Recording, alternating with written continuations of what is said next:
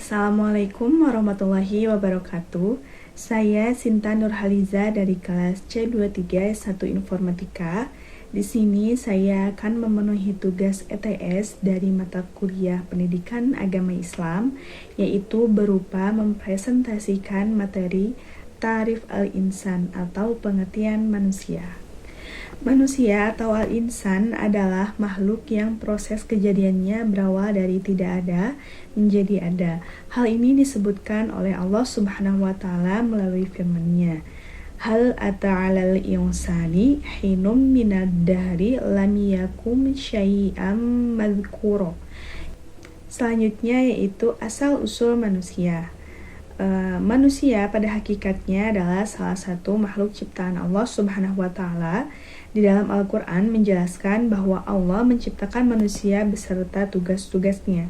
Islam menjelaskan bahwa Allah Subhanahu wa taala menciptakan manusia berasal dari tanah, kemudian menjadi nutfah, alaqah dan mudghah sehingga akhirnya menjadi makhluk Allah Subhanahu wa taala yang paling sempurna. Kemudian materi selanjutnya adalah unsur terciptanya manusia. Yang pertama yaitu air. Air menjadi komponen esensial dalam penciptaan manusia, begitu juga makhluk lain yang ada di dunia. Hal ini seperti dipertegas dalam Al-Quran Surat Al-Anbiya. Sementara untuk penciptaan manusia, Allah mempersempit unsur air seperti yang dijelaskan dalam Al-Quran Surat Abasa. Unsur kedua dari terciptanya manusia yaitu tanah. Dalam penciptaan makhluk hidup, termasuk di dalamnya manusia, beberapa ayat Al-Quran menyatakan pentingnya unsur lain selain air, yaitu tanah. Seperti diterangkan dalam surat Al-Mu'minun. Selanjutnya yang terakhir yaitu ruh. Dalam penciptaan manusia, ruh atau jiwa adalah yang paling terakhir dipasangkan ke dalam jasad manusia berupa non-material. Hal ini dijelaskan dalam Al-Quran Surat As-Sajdah ayat 7-9. Kemudian selanjutnya yaitu ada tujuan manusia diciptakan, yaitu amanah al-ibadah. Dalam kehidupannya di dunia, manusia diberi tugas-tugas agama, yaitu mengerjakan perintah dan menjauhi larangannya, di mana jika dikerjakan mereka mendapatkan pahala dan jika ditinggalkan mereka mendapatkan siksa. Dalam memikul tugas amanah ini, manusia terbagi menjadi 3 golongan, yaitu yang pertama ada kaum munafik. Kaum munafik adalah kaum yang menampakkan dirinya bahwa mereka melaksanakan dengan baik lahir maupun batin, padahal sebenarnya itu tidak. Yang kedua yaitu kaum musyrik. Kaum musyrik adalah yang tidak melaksanakan sama sekali baik lahir maupun batin. Yang terakhir yaitu kaum mukmin. Kaum mukmin yang melaksanakannya lahir maupun batin. Dalam Quran Surat Al-Ahzab ayat 73, Allah Subhanahu wa taala menerangkan akibat dari pemberian beban amanat ini ialah Allah mengazab orang-orang munafik laki-laki dan perempuan dan orang-orang musyrikin laki-laki dan perempuan bila mereka mengabaikan amanat yang telah dipikulnya itu. Dan Allah akan menerima tobat orang-orang mukmin laki-laki dan perempuan yang taat dan patuh memenuhi amanat itu. Yang kedua yaitu ada amanah al-khilafah atau kepemimpinan di muka bumi.